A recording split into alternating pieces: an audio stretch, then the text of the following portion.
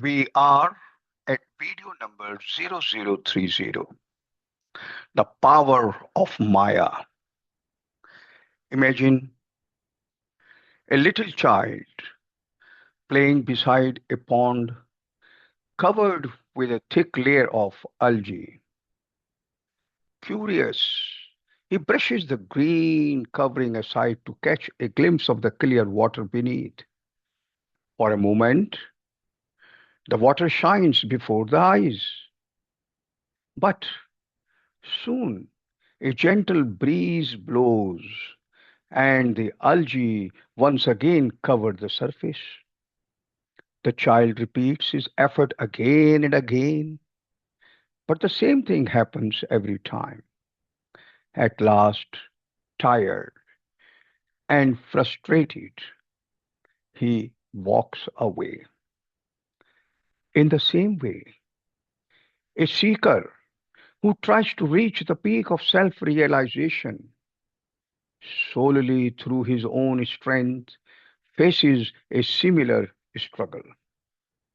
The mind, like that pond, may seem clear for a while through effort and discipline, but before long, new waves of desires and thoughts arise, covering the stillness once more. Even when one works without attachment to the fruits of action, as the Gita teaches, hidden desires from within the mind continue to arise and disturb its peace. But once the mind truly tastes the sweetness of divine bliss, even these subtle desires dissolve naturally. Yet, a paradox remains. Without divine grace, the mind cannot become perfectly pure. And without purity, one cannot receive divine grace. Thus, the seeker finds himself waiting in faith and humility, knowing that the moment of awakening will come when the divine wills it. The student is asking a question. I try to meditate every day, but my mind refuses to stay still. Sometimes I feel peace for a moment, but soon thoughts rush in again. Why is it so hard to remain steady? The Guru replies, let me tell you a story. Once there was a pond covered with green algae. A child, curious to see what lay beneath, pushed aside the algae and looked at the clear water. But the wind came, and once again the algae spread across the surface. The child tried again and again, each time with the same result, until he finally gave up. You see, your mind is like that pond. Your efforts, your meditation, your self discipline are like the child's hand pushing away the algae. For a short time, the water of consciousness becomes visible, calm, and clear. But the wind of Maya, illusion, desire, restlessness returns and covers it again. A student is asking another question.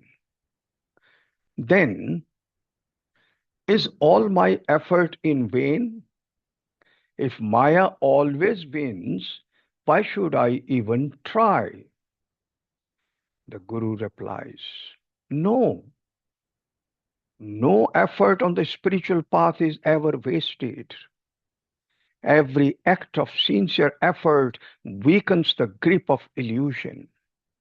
Remember, what Lord Krishna says in the Bhagavad Gītā, chapter 6, verse 40. In this path, there is no loss of effort, nor can there be failure. Even a little practice of this dharma protects one from great fear. The child who plays by the pond may not see the clear water all the time, but each time he pushes aside the algae, he learns patience, focus, and perseverance. Similarly, each time you meditate, each time you rise again after a distraction, you are polishing the mirror of your mind. The student is asking another question. But even when I try to work without selfish motives, as the Gita teaches, desires still rise up from within. How can I stop them completely? The Guru replies, that is the subtle play of the mind. Even when we act without attachment to the outer fruits of our work, we often remain attached to inner expectations, to the hope of peace, success, or spiritual recognition. The Bhagavad Gītā, chapter 3, verse number 6 warns, he who restrains his organs of action but dwells in his mind on sense objects, that man of deluded understanding is called a hypocrite.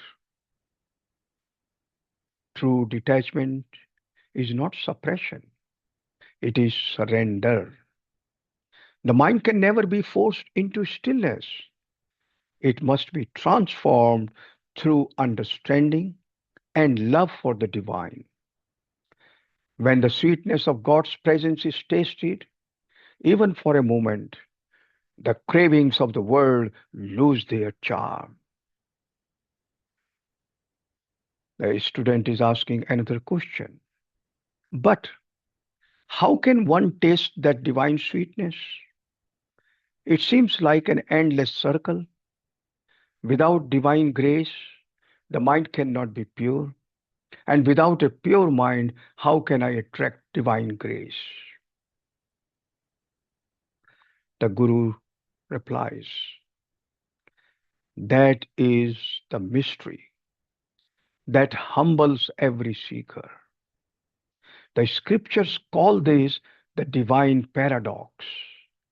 Grace and effort are like the two wings of a bird. You need both to fly. Your effort does not bring grace, it prepares you to receive it. When the lamp is clean and the oil is filled, the flame lights easily. Likewise, when your heart is purified through selfless work, devotion, and surrender, grace naturally descends. As Krishna says in Bhagavad Gītā, verse number 66 of chapter 18, abandon all duties and take refuge in me alone. I shall liberate you from all sins. Do not grieve. The divine does not withhold grace. It is always flowing. But Maya clouds your vision. When you persevere in faith, even in the dark, the clouds slowly part, and you realize the sun was always shining. The student is asking another question. So, what should I do when I feel tired? When my meditation seems fruitless and my heart feels dry? The Guru replies, then do not struggle. Surrender. Offer your very weariness to God. Say, Lord, this mind is yours, this struggle is yours, I am yours.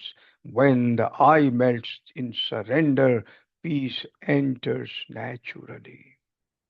Remember, the Gita never teaches us to conquer the mind through violence, but to befriend it through discipline, devotion, and wisdom. Work diligently but without anxiety. Meditate regularly but without judgment. Love the divine and let grace do the rest. The student is asking another question. Then, the path is not only about effort but also about trust. The Guru replies, yes, trust is the bridge between your effort and God's grace. Just as a farmer tills the soil but waits for the rain, you must do your part with sincerity and then wait patiently for grace. Do not measure your progress. Do not doubt your worthiness. The Lord Himself says in the Bhagavad Gītā, verse number 22 of chapter 9, to those who are ever devoted to me, who worship me with love, I give what they lack and protect what they have.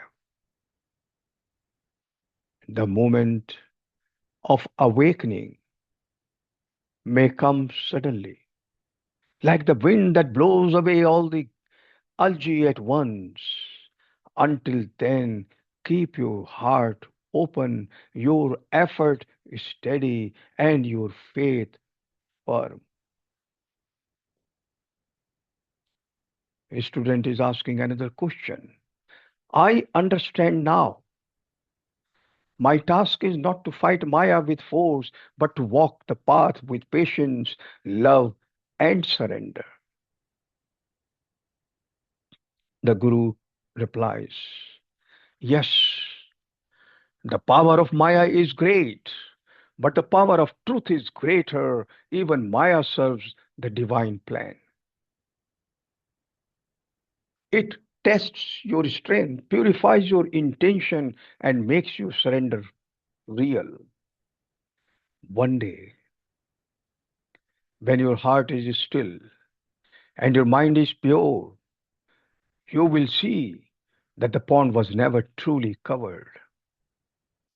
The water was always there, clear, eternal, reflecting the light of the infinite. Now we come to the closing message for you. Do not be discouraged by your failures. Every breath you take in remembrance of the divine is progress. Work selflessly, love unconditionally, meditate patiently, and surrender completely. When you stop trying to control the wind and simply trust the one who moves it, you will find that Maya no longer binds you. It becomes your teacher, guiding you toward the truth. Hari Om.